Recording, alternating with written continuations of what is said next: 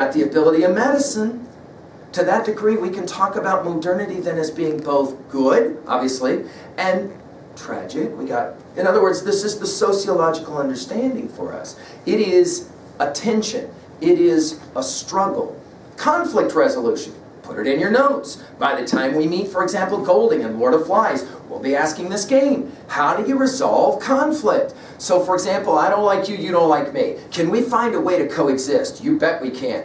My country doesn't like your country doesn't like my country. Fundamentally, it's all about trust. Shakespeare will have a lot to say about this, right? How do we learn to coexist on a planet? Obviously, resources are shrinking, right? Environmentally, we've obviously got some debates that are now going on about whether, in fact, the environment is changing, etc., etc. Forget about whether that's true or not. Here's what we do know. We all got to breathe air to exist. Unless somebody can figure out a human being that doesn't have to breathe air. Oh yeah, that's all those dystopian future films, remember? That's what's going on in all those. When the machines take over, our Terminator shows and all that, that's what's going on. And artificial intelligence constantly is asking us a simple question. When Kasparov, the great chess player, played against Deep Blue, the computer game, and lost, he swore it couldn't happen, it happened. Was the computer game playing chess or doing chess? Now that's an interesting question. Why? Because we normally assume that machines can't play. They do. Are you a machine then? Well, no, I definitely play. Why? Because I have this thing called my consciousness. It's an amazing thing. It allows me to see the past, the present, and speculate on the future. It's quite remarkable. Machines can't do that. And yet we'll say that when I turn on my video game, the machine will remember where I was last. No, that's not the same thing as memory, isn't it? These are these sociological, dynamic questions that we're asking. Finally, this is difficult, complicated question number 5 is the theodicy question, right? That is to say, theo, ever related to God, dike, ever related to justice. The question of divine justice. Why is it that in a world created by an all-powerful, all-loving deity or deities, we have bad stuff? We opened the Odyssey, you'll remember, with Zeus saying, it's not the gods' fault that humans have all these terrible things that happen to them.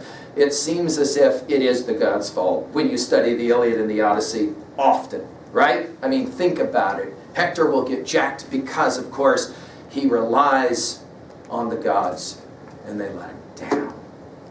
And if you're a student reading that, you go, oh, yeah, I guess that's true. Gods don't always work out so well for me. Right?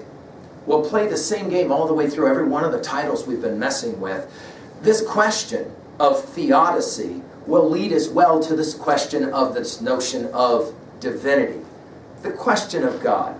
And, of course, this is always a very thorny question. Think about how Dante plays this game. So, for example, Dante will make the argument, let's just say it in a number of different instantiations. Dante will make the argument, you don't go to hell, you go through hell. What an interesting concept.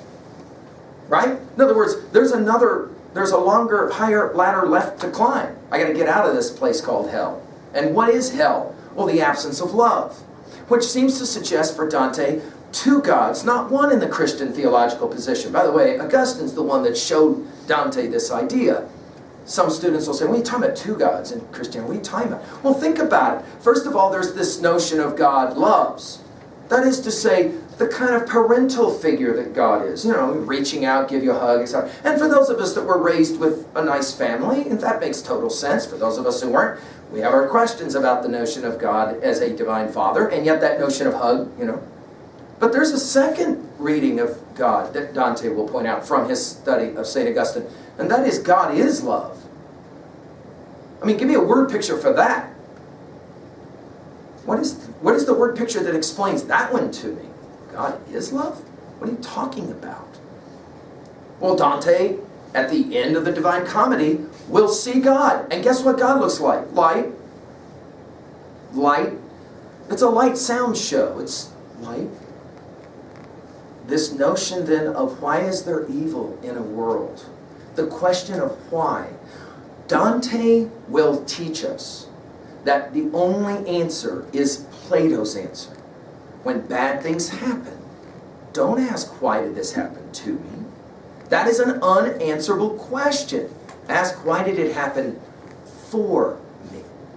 And changing that preposition from to to for Dante, will allow us to take the worst imaginable stuff of our lives, and it can become useful. We're not saying we wake up in the morning and go, yay, yay, I'm so happy that I'm going to get jacked today. Remember, the only difference between you and a fly is you know about fly swatters. So you wake up in the morning going, maybe today's the day of the fly swatter. And we get fly swatters hitting at us all the time. I mean, when we study our romantic poets, we'll do a poem by Burns, the great Scottish poet. He'll talk about a little mouse whose house he jacked up to a mouse. And we'll think about the fact that bad things happen all the time. The question when they happen is, interestingly, why? What do you mean, why? It's a random universe where all kinds of crazy things... No. We don't really believe that. Even if we espouse that idea, I'm the baseball flying through the air saying, I'm so happy I decided to fly today. We can espouse a view like that, but when bad things happen, our first instincts are to ask, why? Like, dude, what is going on? This ain't fair. This ain't just. That's the whole question of justice. Now, put it in your notes. We're going to play games with that question the rest of our year together. But we're going to have pivotal thinkers that will help us play this game. One will be Shakespeare, okay? And this question of whether there is justice in the world or not. And when we meet villains like Iago in Othello, or Edmund in King Lear, we're going to ask questions about, is there really justice? Or do bad guys get away with it? But finally, we're going to work our way to Milton and to Paradise Lost. And in that text, we'll be asking fundamental questions about theodicy. And if you want to believe in a divinity, is the divinity to blame? Is God to blame for all the bad stuff that happens in the world? Of course, this question of God and the existence of God is one that we've played with over and over again. You can right now write the three letters on your paper, O-D-G. And look at those three letters and recognize they mean nothing to you in terms of semantics, meaning. And yet you can rearrange those words to D-O-G or G-O-D. And now all of a sudden they have some kind of semantic quality to them. We're not asking, does God exist? Obviously, if God didn't exist, then G-O-D would equal O-D-G. Our question isn't, does God exist? Our question is, how does God exist in the literature? Right? And this seems to be the question over and over again. I mean, think about the number of times in our texts that a believer in a divinity will ask, where are you? And begin to ask, does God exist? When we finally get to our Joyce and we study Portrait of the Artist as a Young Man, we're going to recognize this is a pivotal moment in the history of adolescence when you start to challenge the very fundamental ideas that have been so much a part of your life. Of course, we've already seen it. That's Achilles sitting in his tent in Book 9 of the Iliad, wondering, is it worth it anymore? What's the whole point of it? The whole point of it takes us now to one other concept. So let's put this one in our notes. Of course, we're studying these titles together, and so we might as well ask a little bit about education, and more specifically, what it is that we have learned to this point about education. Well, Plato will remind us, education is a process. We even said, Plato argues, it's kind of like brainwashing, a process of selection and deselection by somebody long, long before you were understanding how it was being done. A process of selection and deselection of important ideas, important stimuli. What it was you were exposed to. Think about the ways in which this experience from September on has somehow changed you. Epistemologically, ontologically, psychologically, sociologically, maybe even in terms of theological and the question of theodicy. What is education? Well, Dante will tell us education is figuring it out. You were wrong. You were wrong. Notice, I was stuck in the middle way. I didn't know how I got there. And then all of a sudden, Virgil shows up and says, you're an idiot. You got talent, but you're an idiot. Let me show you why you're an idiot. But Now let's go ahead and take it one step further. What is it that gets Dante through Inferno, through Purgatorio, and at the end of Purgatorio, he finally, gets to meet her? Beatrice. What is this about? Well, it's that, when we study Goethe's Faust, we're going to hear this. The eternal feminist leads us on, will be one of the final lines of the great poem Faust. There's got to be something that motivates us to want to keep going, right? What is that? Well, in the passage that you memorized from Dante, you'll remember the F word gets used. That's fame. Remember? That sounds very much like the Anglo-Saxon code of Beowulf 2, where Beowulf will say, all men must die, let him who may win glory ere death. That name is best that survives him, lives beyond him after he dies. The notion of fame to be remembered. Of course, some of us say, that just doesn't motivate me. I got no interest in fame.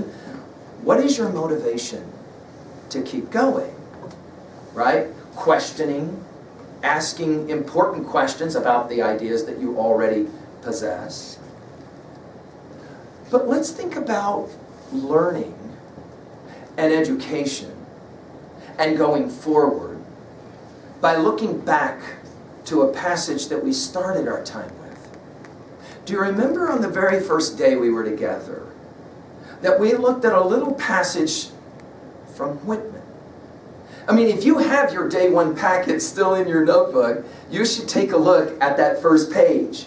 At the very bottom, do you remember that little passage? It comes from Walt Whitman, the great American poet, who is as well one of those great synthesizers of all things that came before.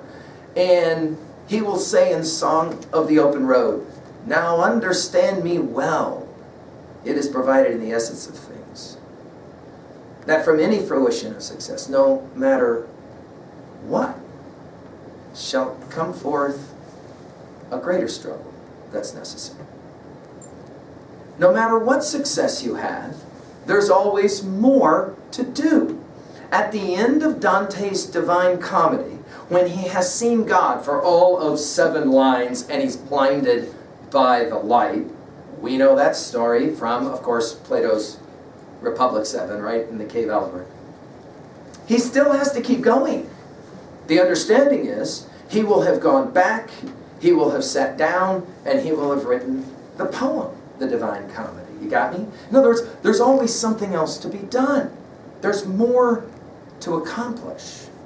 Our life is a series of accomplishments followed by failure, followed by more accomplishment, followed by failure, for our entire life. We call it lifelong learning. Yes? And our study to this point now has kind of allowed us to open the next door. Well, what is the next door? The next door is Shakespeare. Now, let's just do dates really quickly to get you a sense of it. Dante, 1300, Shakespeare's Hamlet, 1600. I like round dates because they're easy to remember. And while a whole lot happens in that 300 years, Shakespeare is going to be the great Susumer. Why? I mean, I was asked this recently. Why Shakespeare? I mean, really, give me a break. I have teachers that will sometimes even call me and say, what is your fascination with these old texts? We should be reading all the new texts, the most modern, postmodern texts, to which I don't disagree at all. But I will argue, no, we need Shakespeare. And what is it that makes Shakespeare so great? Well, think about this. To experience Dante, you had to read. To experience Chaucer, you had to read. To experience Plato, you had to read. Shakespeare invented a brilliant concept. I haven't read the book, but I've seen the movie. Shakespeare says, don't you feel bad about that? What are you talking about? The most important stuff we do is what we see. We are creatures of sight. Think about that. We love it. That's why we love to play video games. We're creatures of sight. And Shakespeare figured this out. He said, let me show you the world on a stage. Now, of course, this wasn't a new idea. I mean, remember, this is Aristotle's Poetics, right? You look onto the stage as the audience, and the real drama is happening here in the audience, looking on stage, like a mirror that reflects. A contemporary of Shakespeare, Sir Walter Raleigh, will ask it this way. What is our life? He says, a play of passion. Our mirth, the music of division. Our mother's wounds, the tiring houses, dressing rooms, where we're dressed for this short comedy. What an interesting idea. Shakespeare plays that game. And on the stage, it was a large stage, by the way, of his Globe Theater. And it was intentionally large, so that you could put a whole lot of stuff out there on that stage. And now we're ready to take a look at that stage. Now we're going to look at a few of his tragedies, a few of his comedies, a few of his history plays. Can't cover it all. But our goal is to see how Shakespeare will subsume everything. But if you've been with us at all, paying attention, then when we finally meet those most famous of lines, to be or not to be, that is the question. Whether 'tis nobler in the mind to suffer the slings and arrows of outrageous fortune, or take arms against a sea of troubles by opposing in them. That's a question that will make sense to us because of our Homer and our Virgil, because of our St. Augustine, and of course because of our Dante as well. In the end, the challenge will be best represented by Nietzsche. The question he asks, if tonight you died at midnight and you were immediately reborn back into the life that you just lived, every thought, every example, every action, exactly the same, right up to the moment of this lecture, right up to the moment of tonight, you die, and you got to be born back into it again, and again, and again, and again. Eternal reoccurrence, he calls it. He doesn't believe in this. He's asking a thought experiment question. Are you living a life so that if tonight you died, you'd be willing to come back and live the entire life, every action, every thought, all over again, and again, and again? And if you say, that is my idea of hell, Nietzsche asks, well, you still got until midnight. Do something important. Turn your life into art. Do something great with what you've been given. Fundamentally, if you'll think about it, that's been our study from the beginning. If these stories matter at all, they matter because we decide to either accept or reject them. You got to know the stories before you can do either. Speaking of stories, let's turn to our Shakespeare, the greatest of the storytellers, right? Thank you.